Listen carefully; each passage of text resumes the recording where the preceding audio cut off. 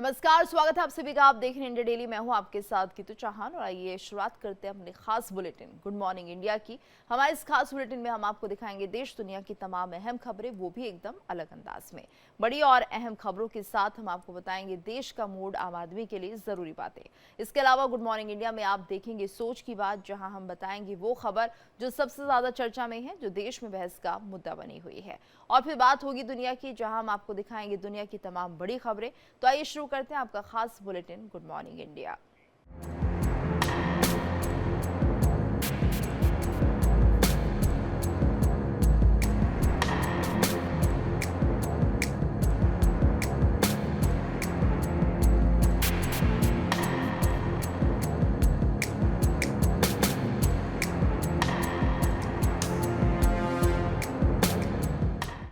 तो आज बुलेटिन में क्या कुछ खास रहने वाला है ये आपको बता देते हैं। तो बात करेंगे बिहार चुनाव की, जिसमें चुनाव प्रचार के लिए सीएम योगी आदित्यनाथ बिहार का दौरा करने वाले हैं।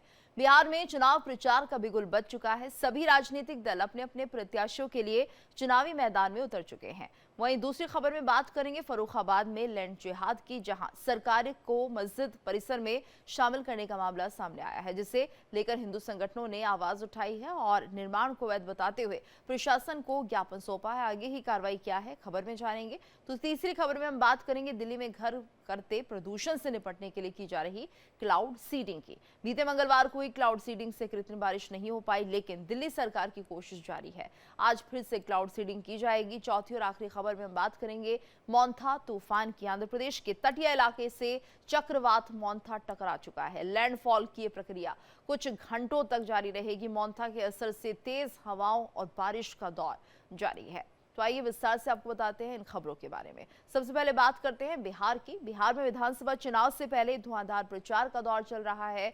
दिवाली और छठ दोनों बड़े त्योहार खत्म हो चुके हैं। अब फिर बिहार चुनाव में नेताओं की रैलियां होने वाली है। तो बिहार विधानसभा चुनाव 2025 के सियासी संग्राम में उत्तर प्रदेश के मुख्यमंत्री योगी आदित्यनाथ सक्रिय भूमिका निभा रहे हैं।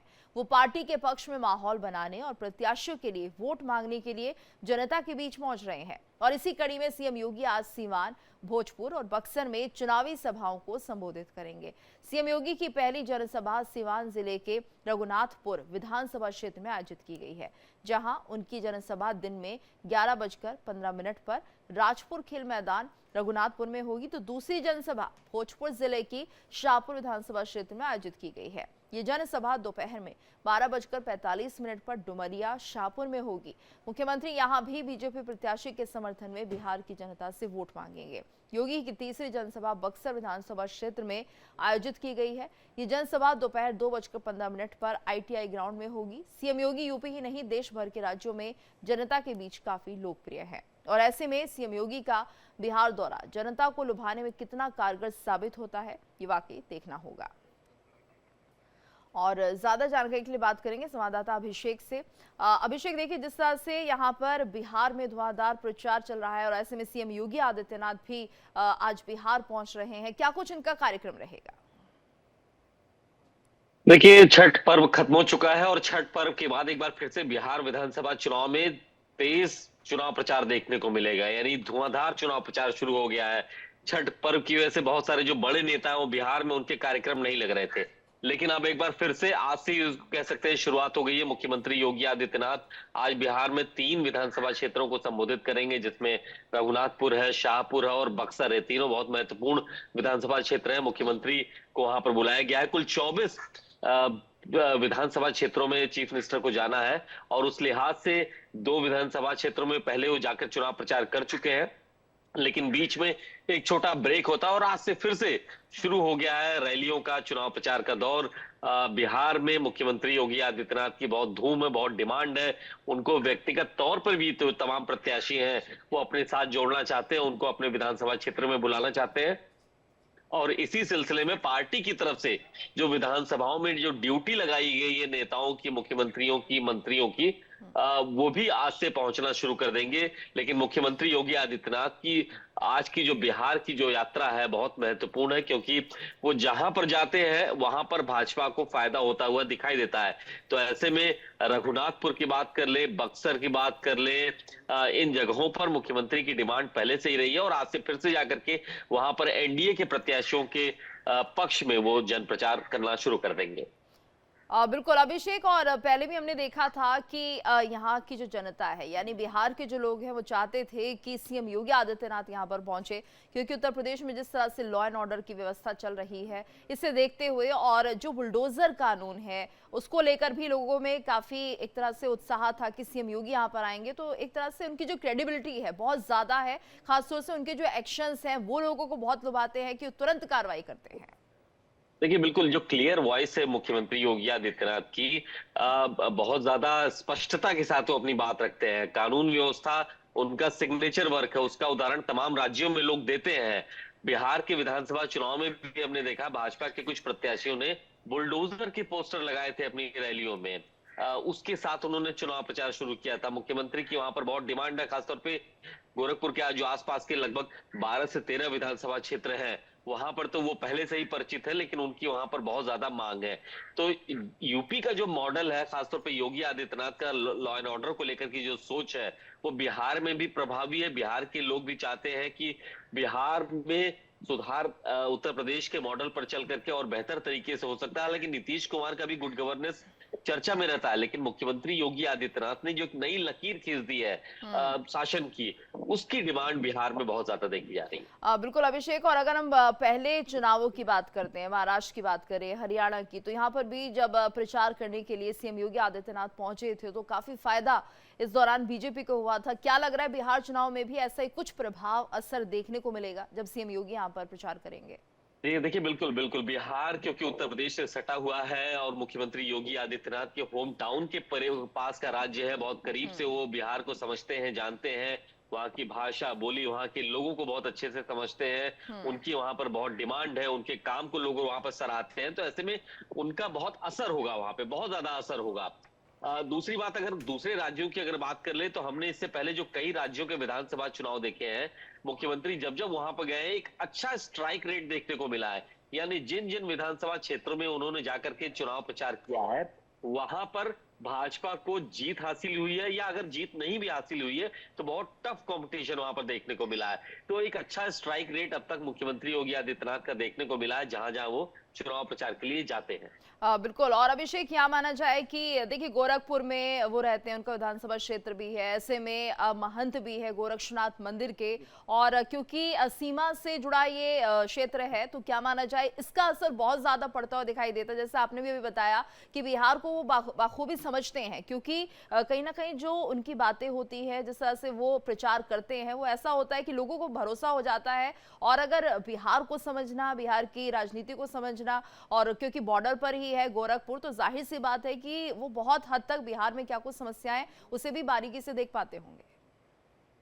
देखिए, बिहार जो है, आप पहले गोरखपुर को समझिए। गोरखपुर जहां से मुख्यमंत्री आते हैं, गोरखपुर को कहा जाता है गेटवे ऑफ बिहार। यानी वहां से आप समझ लीजिए बिहार की शुरुआत हो जाती है। बोली, भाषा, वेशभूषा, खान पान लगभग एक जैसा। मुख्यमंत्री योगी आदित्यनाथ गोरखपुर से 5 बार सांसद रह चुके हैं। बिहार के तमाम लोगों से वो मिलते जुलते रहते हैं, वहां की बोली भाषा को बहुत अच्छे से समझते हैं। तो ऐसे में उनका बहुत ज्यादा असर है। एक मठ के बहुत बड़े, जो यानी पूर्वी उत्तर प्रदेश का एक बहुत बड़ा मठ है, उसके महंत हैं, बिहार के लोग वहां पर पहुंचते हैं, उनसे मुलाकात करते हैं, उनकी आस्था है उनमें। तो मुख्यमंत्री योगी आदित्यनाथ उस क्षेत्र के लिए एक सिंबल ऑफ अट्रैक्शन है, लोग उनको पसंद करते हैं और इसलिए उनका काफी व्यापक असर वहां देखा जा सकता है। बिल्कुल अभिषेक, आप हमारे साथ बने रहिए। तो बिहार चुनाव में आज धुआंधार प्रचार करते हुए नजर आएंगे सीएम योगी आदित्यनाथ। चलिए आगे बढ़ते हैं, बात करते हैं उत्तर प्रदेश के फर्रुखाबाद की, जहां पर लैंड जिहाद का मामला सामने आया है। आरोप है कि मस्जिद के पीछे खाली पड़ी सरकारी जमीन को कब्जाने की कोशिश हो रही है। हिंदू संगठनों का आरोप है कि मस्जिद को सरकारी जमीन पर बनाया गया है, जिसके बाद लोगों ने प्रशासन को ज्ञापन सौंप दिया है और सरकारी जमीन को लैंड जिहाद से मुक्त कराने की अपील की है। तो देखिए जिस तरह से लगातार फर्रुखाबाद में ये कार्रवाई होती हुई दिखाई दे रही है कि यहाँ पर मस्जिद के पीछे जो खाली सरकारी जमीन पड़ी हुई थी उसे अब कब्जाने की कोशिश होती हुई दिखाई दे रही है। हिंदू संगठनों ने ये आरोप लगाया है कि मस्जिद को सरकारी जमीन पर बनाया गया है, जिसके चलते यहाँ पर लोगों में गुस्सा भी है और इसके चलते लैंड जिहाद इसे नाम दिया जा रहा है। वहीं ज्ञापन भी सौंपा गया है कि इस मस्जिद को यहाँ से हटाया जाए। और ज्यादा जानकारी के लिए रुख करेंगे अभिषेक पांडे का। अभिषेक, क्या कुछ जानकारी फिलहाल मिल पाई है, क्योंकि ये तो संभव नहीं है, अगर ज्ञापन सौंपा गया है और वाकई सरकारी जमीन पर मस्जिद है तो उस पर कार्रवाई तो जरूर होगी। देखिए, बिल्कुल स्थानीय लोगों को ये सूचना मिली थी कि मस्जिद के पीछे की एक खाली जमीन है, उसको भी कब्जा करके वहां पर निर्माण कार्य किया जा रहा है। इस सूचना के बाद स्थानीय लोगों ने जानकारी जुटाई है और उसका ज्ञापन दिया है कि ये पूरा इलाका सरकारी जमीन है, वहां पर मस्जिद भी सरकारी जमीन पर बनाई गई है, जबकि उसके पीछे की जो जमीन थी उस पर कब्जा करने का प्रयास किया जा रहा है। इस तरीके की बहुत सारी शिकायतें आई हैं। अभी मैं एक उदाहरण के तौर पर अगर बताऊं तो संभल में भी हाल में ही आपने देखा होगा कि तालाब की जमीन पर मस्जिद और एक मैरिज हॉल बनाया गया था। उस पर जैसे ही प्रशासन ने कार्रवाई शुरू की, लोगों ने खुद ही उसको तोड़ना शुरू कर दिया। यानी अगर किसी सरकारी संपत्ति पे कोई निर्माण कार्य हुआ है, मस्जिद है या फिर कोई और भी स्ट्रक्चर है, तो उसको तो खाली करना ही करना होगा, क्योंकि सरकारी जमीन पर बिना भूमि परिवर्तन के आप उस पर कोई निर्माण कार्य नहीं कर सकते हैं। कुछ ऐसा ही देखने को मिल रहा है फर्रुखाबाद में, जहां पर मस्जिद को बताया जा रहा है कि वो सरकारी जमीन पर बनाई गई है। अब फिलहाल इस ज्ञापन के बाद जो प्रशासन है वो उस जमीन का सत्यापन कराएगा, लोगों के दावों का सत्यापन कराएगा और अगर दावे सही पाए गए तो मस्जिद कमेटी को नोटिस दे करके उन पर कार्रवाई भी की जाएगी। जी बिल्कुल। और लेकिन अभिषेक, जिस तरह से ऐसे मामले सामने आते हैं तो क्या यहाँ पर जो ये लोग होते हैं जो सरकारी जमीन पर कब्जा करने की सोचते हैं, वो भी उत्तर प्रदेश में, तो क्या उन्हें विश्वास नहीं है कि सीएम योगी जो कार्रवाई करते हैं वो सही रहती है या फिर कुछ भी इसमें हो सकता है? तो ऐसा सोच भी कैसे लिया इन लोगों ने कि यहाँ पर इस तरह से सरकारी जमीन को कब्जाया जाएगा? देखिए, ये एक दिन की बात नहीं है, रातों रात नहीं हुआ है, बहुत लंबे समय से चल रहा है और इनफैक्ट बहुत सारी ऐसी जमीनें हैं जो बहुत सालों से लोगों के कब्जे में है। जी। लेकिन अब धीरे धीरे करके लोगों को जानकारियां मिल रही हैं, लोगों के पास सूचनाएं आ रही हैं और उसके बाद कार्रवाई शुरू हो रही है। उत्तर प्रदेश की सरकार ने 2017 में आते ही भू माफिया सेल एक बना दिया था। अगर किसी को शिकायत होती है कि कोई जमीन कब्जा कर रहा है, कोई भू माफिया या कोई ऐसी संस्था कब्जा कर रही है किसी जमीन को, तो लोग शिकायत कर सकते हैं, उस पर फौरन कार्रवाई भी की जाती है। तो जमीनों को जिस पर कब्जा हो रहा था बड़े स्तर पे खाली भी कराया जा रहा है, जो उसके असली स्वामी है उनको लौटाया भी जा रहा है और जो सरकारी जमीन है उसको वापस लेकर के उसको जनता के कार्यों में लगाया जा रहा है। तो ये बड़े स्तर पर कार्रवाई चल रही है, क्रॉस द स्टेट चल रही है। ये एक सूचना मिली थी फर्रुखाबाद में, लोगों को संभवतः पता नहीं था। अगर ये मस्जिद के पीछे की जमीन पर कब्जा नहीं हो रहा होता तो शायद ये भी नहीं पता होता कि ये पूरा इलाका संभवतः सरकारी जमीन है। अब लेकिन इसकी पहचान की जाएगी, पड़ताल की जाएगी इस लैंड की, और उसके बाद अगर यहाँ पर कब्जा पाया जाएगा तो उसको खाली भी कराया जाएगा। जी, धन्यवाद अभिषेक इस पूरी जानकारी के लिए। तो अभी फिलहाल जांच का विषय है और उसके बाद कार्रवाई की जाएगी। चलिए आगे बढ़ते हैं। दिल्ली में मंगलवार को हुई क्लाउड सीडिंग का प्रयास सफल नहीं हो पाया है। क्लाउड सीडिंग के लिए विमान ने कानपुर से दिल्ली के लिए उड़ान भरी थी। एयरक्राफ्ट मेरठ की ओर से दिल्ली में दाखिल हुआ, जिसमें खेखड़ा, बुराड़ी, नॉर्थ करोलबाग, मयूर विहार, सादकपुर और भोजपुर, इन इलाकों में क्लाउड सीडिंग की गई। दिल्ली के पर्यावरण मंत्री मंजिंदर सिंह सिरसा ने बताया कि कानपुर से दिल्ली पहुंचने और इस पूरी प्रक्रिया में तकरीबन 1.5 घंटे लगे हैं। क्लाउड सीडिंग में 8 फ्लेयर्स को इस्तेमाल किया गया है। एक फ्लेयर 2 से 2.5 किलो की होती है, जो 2 से 2.5 मिनट तक चलती है और इन फ्लेयर्स के जरिए बादलों में रसायन का मिक्सचर छोड़ा जाता है। तो आईआईटी कानपुर के मुताबिक 15 से 20% उसमें ह्यूमिडिटी थी और ये प्रक्रिया तकरीबन आधे घंटे चली। आईआईटी कानपुर का मानना है कि 15 मिनट से लेकर 4 घंटे में कभी भी बरसात हो सकती है, लेकिन ये बड़े स्तर की नहीं होगी क्योंकि इसके अंदर नमी कम है। तो यहाँ पर देखिए क्लाउड सीडिंग को लेकर काफी कोशिशें की जा रही है, जो कि अब फेल होती हुई भी नजर आ रही है। और ज्यादा जानकारी के लिए बात करेंगे संवाददाता पंकज राय से। पंकज, तो क्लाउड सीडिंग का एक बेहतर प्रयास रहा दिल्ली के प्रदूषण को कम करने के लिए, लेकिन क्लाउड सीडिंग का असर नहीं पड़ा है, यानी कि बारिश नहीं हुई है। अब क्या कुछ हो रहा है? क्या फिर से प्रयास किए जा रहे हैं?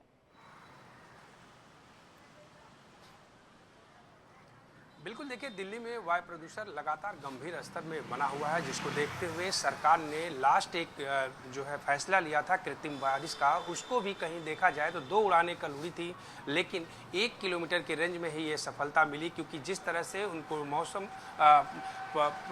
मौसम में उनको नमी चाहिए थी, वो नमी नहीं मिलने की वजह से ये पर्याप्त मात्रा में जो प्लान हुई थी, जहाँ जहाँ पर उनको डिसाइड किया गया था कि उड़ानें उड़ेंगी और कृत्रिम बारिश कराई जाएगी, वहाँ तक संभव नहीं हो पाया, क्योंकि आईआईटी कानपुर की रिपोर्ट के मुताबिक अगर देखा जाए तो नमी की मात्रा जो है 10 से 15% होनी चाहिए, जो कि नहीं मिली, जिसकी वजह से वहाँ लगातार अगर देखा जाए तो ये चीज़ें जो है संभव नहीं हो सकी, जिसको लेकर के सरकार तैयारियां कर रही थी। बहुत दिन से तैयारियां चल रही हैं, जोरों पे चल रही, क्योंकि लगातार अगर दिल्ली में जहरीली हवा, जिस तरह से दम घोटू हवाएं है, यहाँ पर पोल्यूशन का स्तर बना हुआ है, जिसको लेकर के लगातार गंभीर स्थिति बनी हुई है, सवाल भी खड़े किया जा रहे हैं। लेकिन यहाँ पर अगर देखा जाए कृत्रिम बारिश के तौर पर जो सरकार की प्लानिंग थी, वो भी एक तरह से देखा जाए तो 1 किलोमीटर की रेंज के दूरी में ही सिमट चुकी है, क्योंकि जैसे प्लानिंग थी, जिस अनुसार तैयारियां थी, उस पर खरा नहीं उतर पाया, क्योंकि मौसम जिस अनुकूल में होना चाहिए मौसम विभाग के अनुसार, उस अनुकूल में ना होने की वजह से ये बारिश संभव नहीं हो सकी है। फिलहाल अगली क्या तैयारी रहेगी, किस तरह से किया जाएगा, ये तमाम चीज़ें देखना होगा। लेकिन अभी सरकार की तरफ से अगली क्या रणनीति होगी, क्या इसी तरह से कृत्रिम बारिश का प्लान किया जाएगा, इन तमाम चीज़ों पर सवाल बना हुआ कि अगली रणनीति क्या होगी, क्योंकि जिस तरह से धूल भरी चादर दिखाई दे रही है, जिससे सांस लेने में लोगों को दिक्कतें हो रही हैं, जिस तरह से स्वास्थ्य में लोगों की समस्याएं आ रही हैं, हर घर में दिक्कतें आ रही, तो ये एक सवाल बड़ा हुआ है कि पॉल्यूशन स्तर को किस तरह से कम किया जाएगा, जिसको लेकर के सरकार ने एक रोड मैप बनाया था। लेकिन उस रोड मैप के अनुसार कल जो है कृत्रिम बारिश की जो प्लानिंग थी, वो भी पूर्ण रूप से संपन्न नहीं हो सकी है। जी बिल्कुल। और पंकज, यानी कि ये माना जाए कि अभी एक बार फिर से ट्रायल होगा, ये पूरी तरह से निश्चित तौर पर नहीं कहा जा सकता है कि क्लाउड सीडिंग से बारिश होगी ही होगी। बिल्कुल, देखिए अभी तैयारियां, क्योंकि जिस तरह से आईआईटी कानपुर की रिपोर्ट के अनुसार उसमें देखा गया कि मौसम में नमी या जिस तरह का उसमें होना चाहिए वो चीज़ नहीं मिली, जिसकी वजह से ये जो 2 उड़ानें उड़ाई गई, 1 किलोमीटर की रेंज में बारिश कराई, हल्की फुल्की बूंदाबांदी हुई, लेकिन जिस तरह से उनकी प्लानिंग थी, जिस तरह से उनकी तैयारियां था, वो पर्याप्त नहीं हो पाया, जिसको लेकर के अब अगली रणनीति क्या रहेगी, क्या मौसम अनुकूल होने के बाद इस तरह से कृत्रिम बारिश कराई जाएगी, या सरकार का कुछ और रोड मैप है, और तरह से काम किया जाएगा, या मौसम विभाग इसको लेकर के किस तरह से तैयारियां करेगा। इन तमाम चीज़ों को देखना होगा कि अगली जो तैयारियां हैं वो किस तरह से नज़र आती हैं, किस तरह से किया जाता है, किस तरह से पॉल्यूशन स्तर को कम करने के लिए अगली रणनीति बनाई जाएगी, और क्या क्या इसमें किया जाएगा। जी बिल्कुल। और पंकज, अभी तो क्लाउड सीडिंग को लेकर ये कहा जाए कि अभी ये परीक्षण हो ही रहा है, सफल नहीं हुआ, लेकिन अगर ऑल्टरनेटिव रास्तों की बात की जाए तो क्या कुछ सरकार अब कर रही है पॉल्यूशन को कम करने के लिए? क्योंकि हम देख रहे हैं लगातार जो AQI है वो बढ़ता हुआ दिख रहा है, तो ऐसे में फिलहाल के मौजूदा कौन से ऐसे उपाय हैं जो कि दिल्ली सरकार कर रही है? बिल्कुल, देखिए दिल्ली सरकार की तरफ से लगातार अगर देखा जाए तो सुबह के वक्त से और शाम के वक्त में जहां पर जिस तरह की दिक्कतें, वहां पर पानी का छिड़काव, लगातार एयर गन का इस्तेमाल किया जा रहा है, जगह जगह छिड़काव किया जा रहा है, साफ सफाई पर भी ध्यान दिया जा रहा है, जहां पे पॉल्यूशन स्तर बढ़ने की संभावना, वहां पर रोक भी लगाई गई है, वहां पर कर्मचारियों को तैनात भी किया गया, तमाम तैयारियां की जा रही, साफ सफाई पर ध्यान दिया जा रहा है। लेकिन इस दमघोटू हवा को किस तरह से, या जहरीली हवा जो दिल्ली की चादर छाया हुआ है, इसको किस तरह से लेकर के प्लानिंग है, ये जो कृत्रिम बारिश का एक उपाय बनाया गया था, वो भी कहीं ना कहीं अगर देखा जाए तो कल के प्रयास में जिस तरह से तैयारियां थी, जो प्लानिंग थी कि कितने रेंज में कहां पर कराया जाएगा, वो भी एक तरह से रोक लगता हुआ नजर आया, क्योंकि उसके अनुसार पर्याप्त जो नमी होनी चाहिए, जितनी क्षमता में होनी चाहिए, वो चीज़ें ना मिलने की वजह से ये बारिश नहीं हो पाई पूर्ण रूप से। तो अब आगे की रणनीति क्या रहेगी, क्या सरकार इसी कृत्रिम बारिश पर निर्भर रहेगी, या सरकार की कुछ और रोड मैप होगा, किसी और तरह से काम किया जाएगा, क्या क्या प्लानिंग होगी, ये तमाम चीज़ देखना होगा। उसके बाद ही स्पष्ट होगा कि दिल्ली बढ़ते प्रदूषण को लेकर के सरकार की क्या तैयारियां हैं, किस तरह से रोड मैप रहेगा, और क्या क्या आगे कार्रवाई की जाएगी। जी बिल्कुल, धन्यवाद पंकज इस पूरी जानकारी के लिए। तो आज फिर से क्लाउड सीडिंग का ट्रायल होने जा रहा है, कितना सफल होगा ये देखना होगा। चलिए आगे बढ़ते हैं, बात करेंगे मोंथा चक्रवात की, जो कि आंध्र प्रदेश के काकीनाडा से गुजरकर बुधवार सुबह ओडिशा के गंजम में गोपालपुर बीच पर पहुंच गया है और तबाही मचाने को बेकरार है। गंजम के समुद्र में ऊंची ऊंची लहरें उठ रही हैं, साथ ही 80 से 100 किलोमीटर पर आवर की रफ्तार से तेज हवाएं चल रही हैं। चक्रवात का सीधा असर दक्षिण ओडिशा के 8 जिलों में पड़ने वाला है। वो जिले हैं गंजम, गजपति, रायगढ़, कोरापुट, मलकानगिरी, कंधमाल, कालाहांडी और नवरंगपुर। राज्य सरकार के मुताबिक इन जिलों से 11,000 लोगों को सुरक्षित निकाला गया है। इसके अलावा 30,000 लोगों को निकालने की तैयारी है। ओडीआरएफ की 30 टीमें और एनडीआरएफ की 5 टीमों को इस काम की जिम्मेदारी दी गई है। तो इससे पहले मंगलवार की रात मोंथा चक्रवात आंध्र प्रदेश के मछलीपट्टनम तट से टकराया था और मंगलवार शाम 7:30 बजे से देर रात 1 बजे तक लगभग 5 घंटे लैंडफॉल रहा और इस दौरान 90 से 100 किलोमीटर पर आवर की रफ्तार से हवाएं चल रही थी, जो कि रात तक 110 किलोमीटर प्रति घंटे तक पहुंच गई थी। मछलीपट्टनम में कई जगह पेड़ गिरे हैं, समुद्र किनारे के मकान ढह गए हैं, तो कई इलाकों में बिजली के तार टूट गए और पोल भी गिर गए। शहर की बिजली व्यवस्था पूरी तरह से यहाँ ठप हो गई है। कोना सीमा में एक घर पर पेड़ गिरने से एक बुजुर्ग महिला की मौत की खबर भी सामने आई, तो वहीं एक दूसरी घटना में 2 लोगों के घायल होने की भी खबर मिल रही है। मौसम विभाग के मुताबिक अगले 6 घंटे में मोंथा भयंकर तबाही मचा सकता है। ये तूफान एक साइक्लोनिक तूफान में बदल जाएगा। मोंथा ने 300 किलोमीटर का एरिया कवर किया हुआ है। तो तस्वीरें हैं गोपालपुर बीच पर, समुद्र में ऊंची ऊंची लहरें उठ रही हैं और यहाँ पर मोंथा तूफान इस वक्त तबाही मचाता हुआ दिख रहा है। 8 जिलों में मोंथा चक्रवात का असर दिख रहा है। तो यहाँ पर जिस तरह से लगातार तैयारियां, व्यवस्थाएं प्रशासन की तरफ से है कि लोगों को सुरक्षित जगहों पर ले जाया जा रहा है, लेकिन उसके बाद भी नुकसान बड़ा होने की भी आशंका है।